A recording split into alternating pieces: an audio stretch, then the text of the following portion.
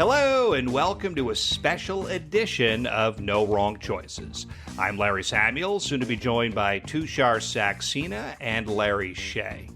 Now, some of you may know that many years ago, Larry, Tushar, and I had the privilege of hosting the original SiriusXM sports show called The Fellas, which was the inspiration for what we're doing today. The Fellas was a program that featured a lot of wonderful people who came through as cast members in one way or another. They went on to achieve great things, and we had the opportunity to speak with some really amazing guests. One of the most amazing things or amazing parts of being at Sirius is we never knew who'd be walking the halls and who we would get access to. So with that in mind, every once in a while, we enjoy sharing some of our favorite interviews from way back when, and this time around, we're bringing forward a conversation with a legend who recently passed away, Bill Walton. Larry Shea is somebody who was in the room. As I mentioned, we had many people coming in and out, and I was not part of this conversation, but Larry, I know you were a featured member, and it really was an extraordinary day. So why don't you sort of describe the circumstances and set the stage for us? Yeah, sure. I remember this day like it was yesterday, but when you hear the sound of our voices, you're going to tell it's 100 years ago because yeah, for sure. We sound like children. And I think he even jokes in the interview. He asks if I'm legal. So, boy, I must have looked really young. Yeah, I remember this day like it was yesterday. You know, one of the lessons I took with me forever from what happened before this interview even started. Bill Walton, gracious, beautiful man, walks in the room and shakes everybody's hand and goes around the room and just so personable and like just lovely to be around, you know, just joyous, positive. But one of the first things he did is, does anyone have a piece of paper and a pen? And we're like, yeah, sure. Of course, Bill. So we give it to him. And the first thing he does is puts the pen and paper in front of him and writes all of our names down. So when you hear this interview, you can hear him talking to us and using our first name like we're friends, you know, like we've known each other since the beginning of time. And it was just the coolest thing. I've used it since. It was just such a life lesson, you know, like he wanted to make it personal and he was that kind of guy. So truly special. He's going to be missed. You know, I was watching him doing basketball games this season with UConn making their run. He did a UConn game and he hardly talked about basketball. He talked about life on the air. He talked about basketball. Right. But that's what made Bill so special. So, yeah, this was a special day, and he's going to be very missed for sure. I will tell you my remembrances of that day. I remember and like you said, Larry Sam, you were not part of this interview. It was myself, Larry Shea, and one of the guests on this show has been on, Mike Yam at the time. And I remember I told the three of us, hey, we need to be ready because this is Bill Walton Day. And Bill happened to be at Sirius that day because they were starting the new Grateful Dead channel. And who else are you going to have talk about the Grateful Dead and do shows about the Grateful Dead than Bill Walton, one of the ultimate Grateful Dead fans in the universe? If you've never had a chance to see the 30 for 30 that Bill Walton did, the feature on him, which was the luckiest man in the world, then you must watch this. And one thing you'll see is that he is by far and away the biggest, both in stature and in fandom of the Grateful Dead. So I remember that. And the other thing I remember is that when he came into the studio, I said, hello, Mr. Walton. And his words to me were, call me Bill. I just remember that. Just call me Bill. And I was like, holy cow. You know, this man is one of the great players of all time. And the notion that he just wants me to call him by his first name, I was floored, absolutely floored. There are 4 interviews that we did over the course of our time on the Fellas. This one, Don Shula, Lou Holtz, and Tony Gwynn. Now, obviously, we've done a ton of others, but those 4 interviews to me are so special. And it's like you said, Shay, he was very welcoming, very gracious, very warm, such a gentleman. And you know, I remember Charles Barkley earlier saying something along the lines of, the world is a lesser place because Bill Walton is no longer in it. And he's very, very correct. One of the most unique personalities to have ever played the game, one of the most unique people to have ever walked the planet. And we had just, you know, we were, you know, lucky enough to just have a little bit of time with him, you know, 15, 20 minutes. And it's one thing that I'll carry with me for the rest of my life. I'm so honored that we had the chance to speak to him, and I'm so happy that you'll be able to hear this interview that we did so many years ago. It's obviously dated. There's nothing that's current, but it's so you'll hear the warmth and the graciousness and the friendship kind of come through when you have a chance to listen. It's dated and it's not current, but in some ways it is. I listened to it earlier today. I wasn't on the interview, so I heard it for the first time earlier today. And he digs into some really meaningful subjects. He talks about John Wooden. He talks about politics. He talks about sportsmanship and things of that nature that are very relevant today. And I found it fascinating. I was very excited when I heard this conversation. So, with that, we're going to get to the conversation. I want to point out that this interview is provided courtesy of SiriusXM. And I also want to thank Mike Yam, who is with the NFL Network and was a very big part of our show for a very long time. He gave his blessing for us to share this today as well. So with all of that said, let's go back to November 2005. Mike Yam will be opening things up for us. Welcome back to the fellas. Serious Sports Action on 123. Mike Yam, Tushar Saxena, of course, Larry Shea in the studio. And also in the studio, NBA legend Bill Walton, of course. He's going to be doing a show on Jam on 17. You can catch that Saturdays from 9 p.m. to midnight. We don't want you up here at 9 a.m. That's a little too early, Bill. But you're also... I'm an early guy. You are an early guy? I love the early morning. Maybe you should talk to them. I love the sunrise and the sunset. It's the middle of the night that I have trouble with.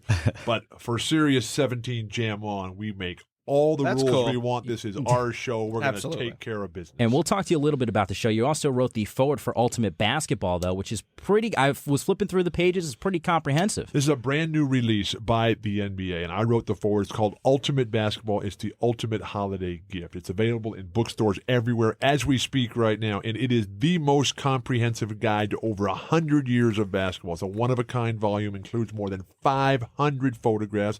The book looks at the sport's global presence. It's a decade-by-decade chronology of the evolution of the game. It's got sections on the coaches, the history, the players, the rules, the referees. But my favorite part, guys, is the way that it brings in the atmosphere and the NBA experience, because there is nothing like being in that locker room, in the huddle, in the game, on the bus, traveling around this gigantic circus that I've been part of now for 30 years. Yeah. What could be better? Who would have ever thought? Goodness gracious sakes alive. Before you put the forward onto this, did you have any input in terms of what was going to go? Oh, absolutely. Yeah, Tushar. I work very closely with the NBA on a lot of their products. Sure. And they asked me what I thought would go in there, and I looked at all the galleys as they were coming out with them and made some suggestions and said, you know what, that's an awful photograph of Bill Walton. There's no way. I'll tell you what, I'm flipping through because I saw it. can't look that bad. The real question is, though, it was funny because the forward, which I'm very proud of, I talk about what the game of basketball means to me and the exposure of the soul, really, which is my life, and basketball, the great celebration of life. But it's got me playing basketball, a big 2-page spread here in the NBA World Championship of 1977, blocking Steve Mix's shot. I'm just glad they didn't use a picture of Dr. J dunking on me, because when Dr. J and I went into the Basketball Hall of Fame together in 1993, it was in alphabetical order that night up in Springfield. And so we're all sitting on the dais, and Dr. J goes up there first with the E, and I'm a W at the end. And so every one of his highlight films as he's getting inducted into the Hall of Fame is me dunking on him. No, him dunking on me. Excuse me, I blew the story. It's been a terribly long day, guys. I'm very sorry. But Dr. J, he did get up there and say, I do want to apologize for dunking so viciously on Bill's face all the time. There wasn't one or two highlights in there of you when you went up to the dais, of you dunking on Dr. J or anybody else? No, I was not a dunker. I was not a power player. I was lucky. I played for 3 of the greatest teams in the history of basketball. The UCLA Bruins, the Portland Trail Blazers, which was the youngest team to ever win the championship, and then the Boston Celtics, my boyhood dream team. But I was so very fortunate and privileged to play on those special teams. And that's what we try to relate in this book, Ultimate Basketball, just how special it is, what a privilege and honor it is to play in the NBA. And you leaf through and you see all the legends, you see all the history, you see the coaches, the master teachers.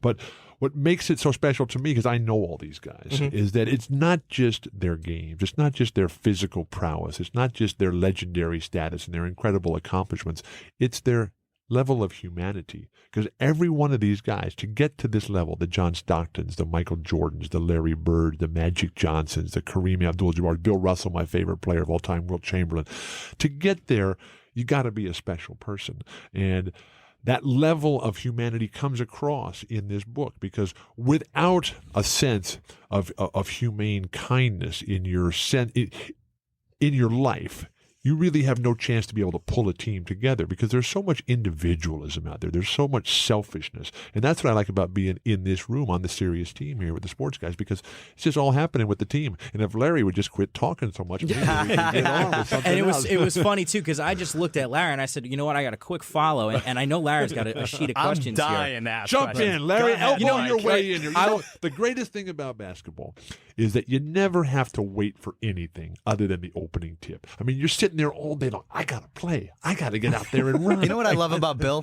In his forward, he even writes, if things aren't going your way, just elbow your guy in the gut. Get it going, Hey, it's not happening. My shot's not going down. The flow is going against me. Momentum is ebbing away. Just bam, just elbow right into the guy's rib cage, and you're back. There you go. It's your game again. So, Mike, what do you got? Larry, it's your time to elbow. Mike, what do you know got, what? big guy? All right, I'll take it. Well, right now, of course, we're talking NBA legend Bill Walton. Also wrote the forward. Be careful how you throw around legend out there. I think it's fair. I think it's fair. But Ultimate Basketball is the book. You wrote the forward for it. But I want to say this. You mentioned, Bill, that guys, or you feel privileged, you're able to play for the Boston Celtics. There's so many guys that maybe take their skills for granted. Do you think the current NBA players, I mean, we saw a huge fight in Detroit between the Pistons and Pacers. You were there firsthand. Yeah, you were there with with Mike Breen. Do you feel like the players nowadays take for granted the skills that they have and to be in the position of how fortunate they are to play in the NBA? Mike, it's a different world than when I grew up, and everything has changed. I mean, I don't know how old you guys are. You all look like you're younger than Mike's me. about 12. Mike's 12. 15. Well, Larry, are you legal? Yeah, I'm legal. Okay. I'm legal. So that's a compliment. But the whole sense of entitlement that we hear so much from, and my biggest concern is I'm a proud father of 4 young men who were in their 20s, all of them, and some of the most important things that you tell young people, number 1 is the word no, and number 2 is the word or the phrase that the worst things you can do for the ones you love are the things they could and should do for themselves. And that sense of young people coming up expecting to be given something. And as I try to tell my sons all the time is that you're in a position, you're at an age in life now where you have to be the giver. You have to be doing things for other people, not having other people do things for you. And with the NBA right now, this was just a disastrous turn of events in Detroit. I was right there, just an absolute debacle, and one of the it was the lowest point in my 30 years with the NBA, and the ludicrous explanation that these players had a right to, or a reason, a valid explanation of going up into the stands. That is just off the charts. These players are totally responsible for what they did.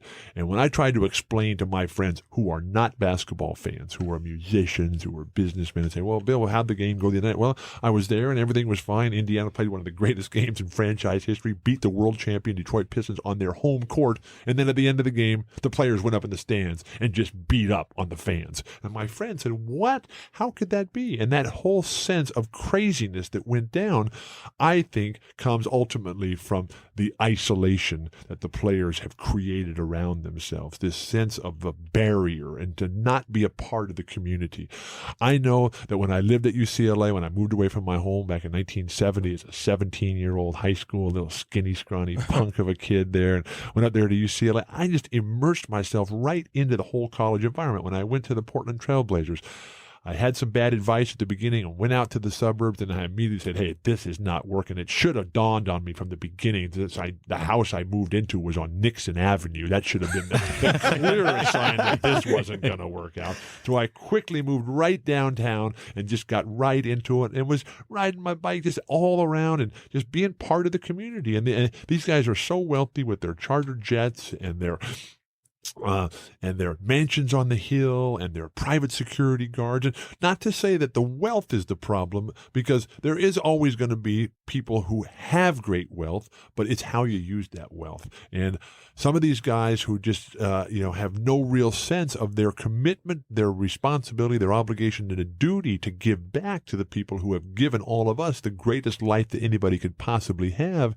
It's sad to see them have no comprehension of that privileged place that they now have in society. So, Bill, and hearing that, do you agree with the full year suspension for our test? I thought then? David Stern was far too kind. Really? And way too lenient. Kick him out. Termination. There you Imagine, Larry, if you're here and you're doing your show and somebody doesn't like the show. So he's waiting outside the door for you. And he's out there and you come off the air and he starts yelling at you and he starts screaming. This has happened before. Little do you know, It's actually happened right after the end of the show. I know. It happens to me all the time. And so you have to, as a professional, as an adult, as a human being, you have to train yourself. You have to anticipate. And these fans are passionate. They want their teams to win.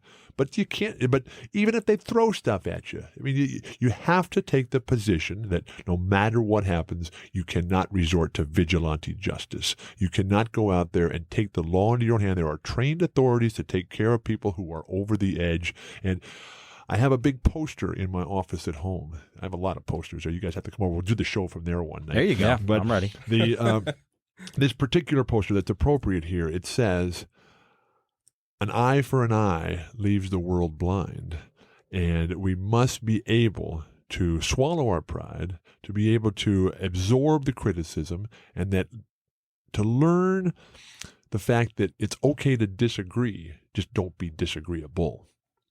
Let me ask you this then, Bill, and I want to tie it in a little bit with the book. I mean, there is a section near the beginning on coaches. Oh, yes. And, of course, I played for 6 of them who were in the Hall of Fame, and a lot of my coaches are prominently displayed in this book, Ultimate Basketball. And some of the coaches in there, of course, Red Auerbach from Boston, Red Holzman, Chuck Daly. These men, in many senses, were teachers. And when you were, of course, at UCLA, you were taught by one of the great teachers of all time. That would be John Wooden.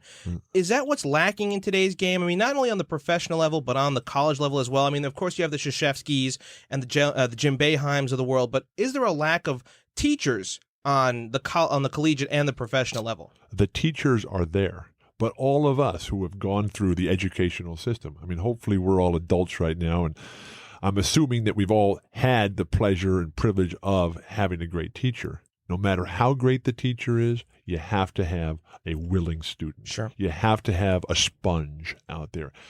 I've talked already in the show tonight about how lucky I am. I go back to the very beginning. I grew up in the most unathletic household ever. I never shot a single basket with my dad.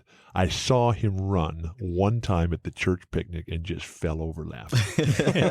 His interests were music, art, literature, education, working in the garden, walking in the mountains in solitary wilderness, playing the piano, singing in the church choir. But what my dad taught me, my dad, who was my inspiration in life, not in sports, but he taught me about trust, about confidence, about family, about love. And mostly he taught me about work ethic, because here was a guy who worked all the time. And he worked 8 to 5 every day, all year long as a social worker. At night, he was an adult educator. We would meet him at Balboa Park, the big, beautiful Central Park of San Diego. When my mom would make a little potluck dinner, we'd go down to the park and meet him for dinner. And then he would go off and be an adult educator at night. And then all weekend long, he was the music teacher. My mom was the town's librarian. And the things that they taught us about education, about the need to train your mind, to learn how to dream, and then all those choices that I made along the way, the choice to go to UCLA and to play for Johnny Wooden, the choice to join the NBA and play for the Portland Trail Blazers and Lenny Wilkins and ultimately Jack Ramsey, the choice to come and play for the Boston Celtics and rebound for Larry Bird and be the foil for Kevin McHale and just be torched every day by Robert Parrish, and then have the great coach Casey Jones, who was as great a coach and as fine a human being as I've ever come across. What happens, and we see this right now with what went down with Henry Bibby getting fired. Sure. Was that yesterday? Yesterday. Yeah. I've lost all track of time here as we've just been going crazy this week.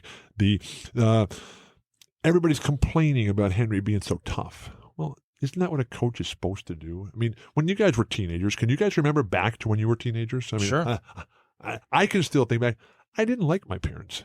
I thought my parents were just too mean, too strict, Too and strict too at tough. times, absolutely. And I thought my coaches were that way too. I wanted to do it the way I wanted to do it, but they made the rules. And they were the authority figures. And yes, we fought against them. Yes, we rebelled against them. And yes, we had all those turbulent times of the 60s and the 70s, which were just absolutely perfect in our mind.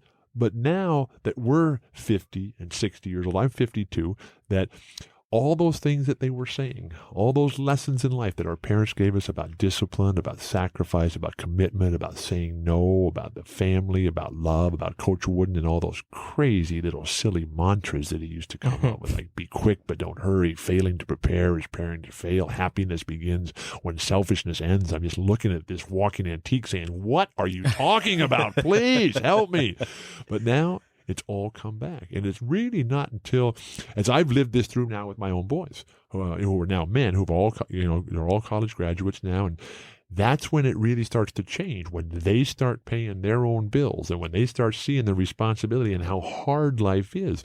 And to bring it all back full circle, Mike, to your first question was, do these young players who come out very young and from the very earliest stages, people are giving them everything they want and they never have any sense of how hard life is. I mean, you guys, Tushar, Larry, and Mike, you guys have worked very hard to get to this point. I don't see anybody coming and laying a $500 million contract on your table here to do this. They should, for but sure. Now, they should. If they haven't. And I'm sorry for ruining your career with this horrendous interview here. Bill, guys. I'm fascinated with your particular relationship with Coach Wooden, Right. because you didn't always see eye to eye with John Wooden. We fought on everything. And you mentioned Richard Nixon. He has a picture of Richard Nixon in his den. It's awful. And you didn't see eye to eye with that at all, did you? Oh, Nixon. I mean, you talk about canned evil here. I mean, we all like the music Canned Heat. This was canned evil here. Right. And it's just absolutely awful on all fronts. And it was funny because I got arrested, and it was really the low point in Coach Wooden's relationship with me. And there's been a lot of low points there, but he had to come and bail me out of jail. There was this time when there was a big anti-war demonstration at UCLA, and I was involved, and the police came and busted everybody's head and hauled us off all to jail. And Coach Wooden had to come and bail me out, and he's driving me back to the dorms, and he is reading me the riot act. I mean, it is just vicious. He is in my face. Come on, Walton, what are you doing? You can't be getting arrested out there. You represent UCLA. You're the NCAA player of the year. You're the team captain. You're the champions. You're the academic All-American player of the year. What is going on here? I'm back in his face saying, come on, coach. All my friends are coming back in wheelchairs and body bags and dismembered from Southeast Asia. And this is not right. And he goes, I know, Bill, I'm against this war in Southeast Asia too, but instead of protesting where you're infringing on the rights of others, you should be writing letters. And I looked at it and said, writing letters? What are you talking about? We're taking to the streets. We're going to stop this thing right now. And so finally he drops me off at the dorm. And I say, Coach, thanks for the ride. Thanks for getting me out of jail. That was not so cool down there. And right when he dropped me off, I said, Coach, I'll see you at practice tomorrow. So I said, okay. So I get out, and this lightning bolt flash of inspiration comes right across my mind as I'm walking into the dorm. I said, letters. Yeah. So I go down to his office, which was just down the hill from Dykstra Hall. And his secretary was there. And I said, Aldine, hey, do you have any stationery? And she goes, yeah, Bill, no problem. So she hands me this piece of paper, this, beautiful UCLA basketball stationery. It's got John Wooden's picture on the top of it here. It's got all the championship basketballs across the top. So I take it and I go home on my little typewriter. I hand peck out and script this letter. Beautiful. To Nixon, and I just outlined all his crimes against humanity. And at the end of the letter, as a team captain of the UCLA basketball team, I demanded his resignation, and I thanked him in advance for his cooperation. I thought you were going to sign it sincerely, John Wooden. That's what I was No. So the story continues. So I take this letter into the locker room the next day at practice, and the guy goes, Bill, what do you got there, man? You make it out of jail, okay? We're really glad they arrested you and not us, because Coach would really be mad then.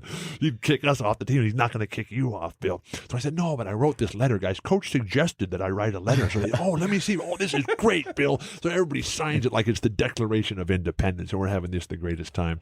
And so I then, as the team captain, I take it into Coach Wooden's locker room where he's getting dressed. And he says, oh, Bill, good to see you. Great great talk yesterday, and let's move forward and get done. And he said, well, Coach, I took your advice about writing a letter to Hart, and I went and I wrote a letter, and I'd like you to read it and sign it, Coach. And he said, no, great. That's a great idea, Bill. Let me take a look at it. So I hand him this piece of paper with his picture on the top of it, and this letter written to Nixon demanding all his resignation on the crimes against humanity, all the atrocities that he committed.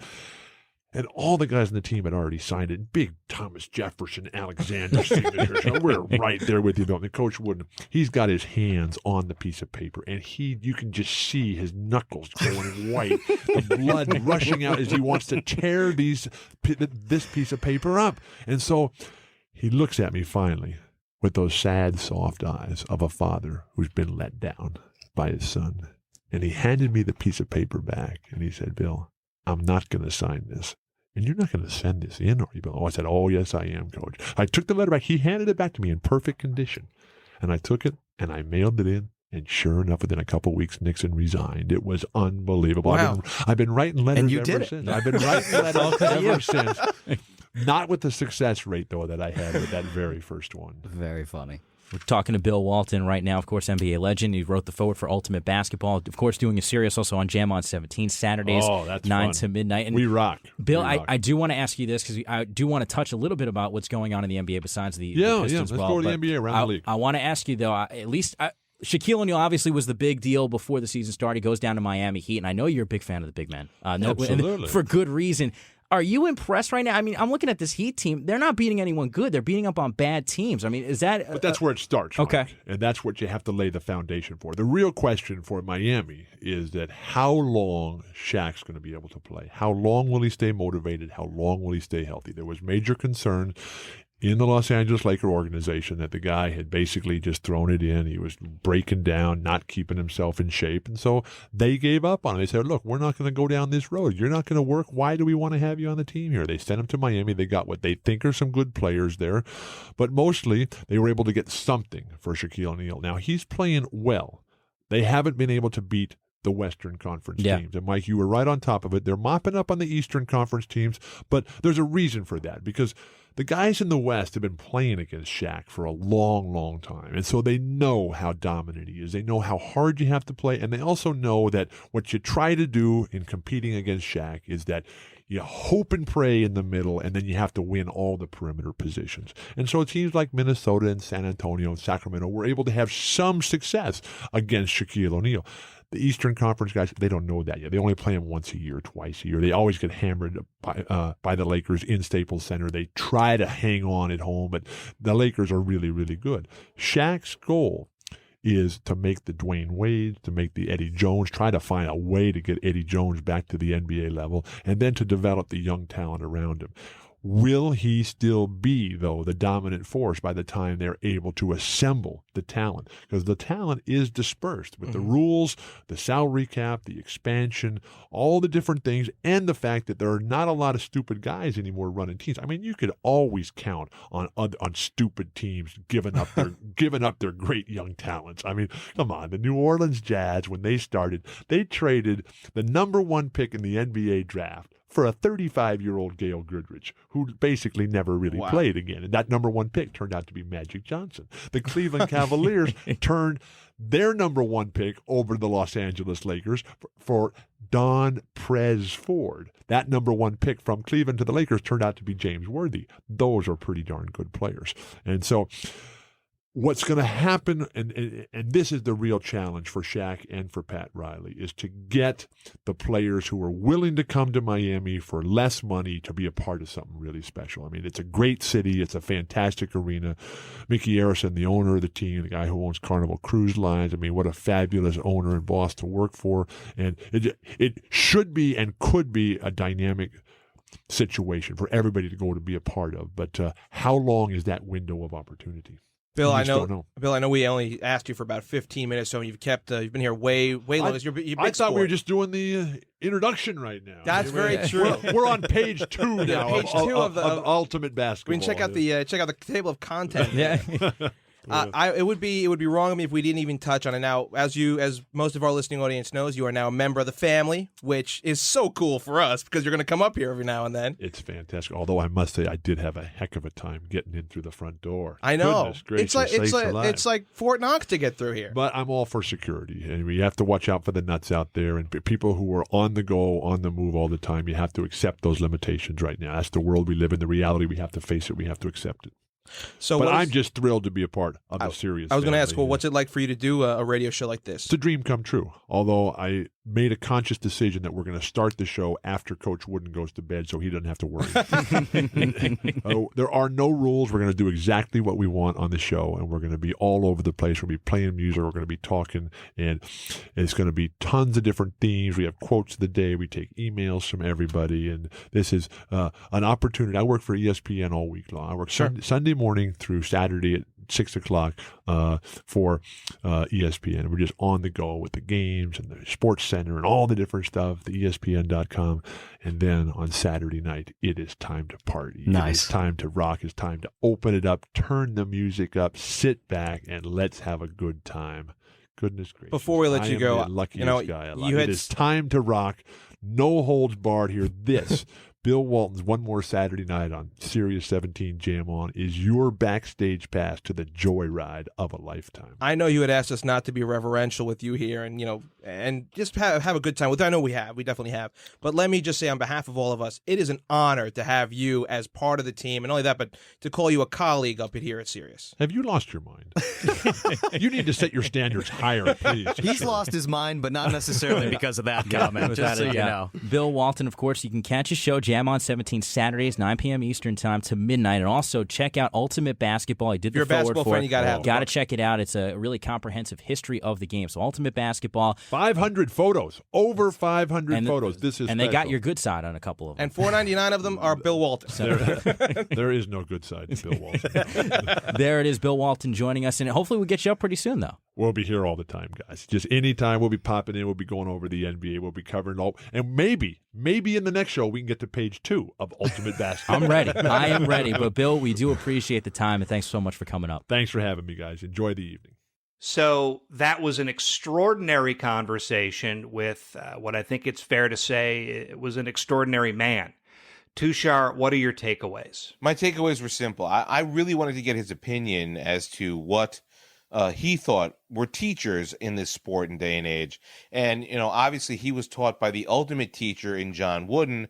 And to be quite honest, so many quote unquote Woodenisms I use in my own personal life, from failing to prepare is preparing to fail, be quick but don't hurry. I actually use that one a lot. And I don't use him because of John Wooden so much as I used him because of Bill Walton. And, this is something that he used with his own sons.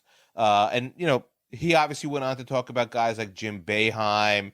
Obviously, there are other coaches who have gone on to really symbolize what it means to be not just a coach, but a teacher of men in this sense. And guys like, whether it be Dean Smith at Chapel Hill or Mike Krzyzewski, the longtime coach who was at Duke.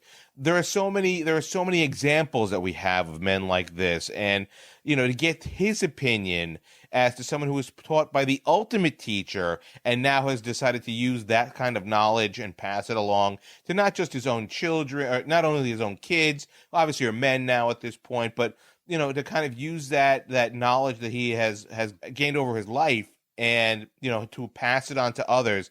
It was such a special interview. I'm going to miss him, right? I mean, the world truly is a lesser place because Bill Walton is not in it. Yeah, I took a lot too, Tushar. I think you hit on so many great points. Number one, though, I think I needed to elbow my way into the conversation way earlier. He made fun of me. Number two, how come we never went to his house and did the show? We got the invite. Like, what's up with that? We didn't have much of a travel budget back in those days. That's right. And number three, we should have done way more pop-ins with him when he was around, because what a special interview, we just touched on so much stuff. And as you heard the warmth, it did sound like we all knew each other for years, which, he just had that way about him.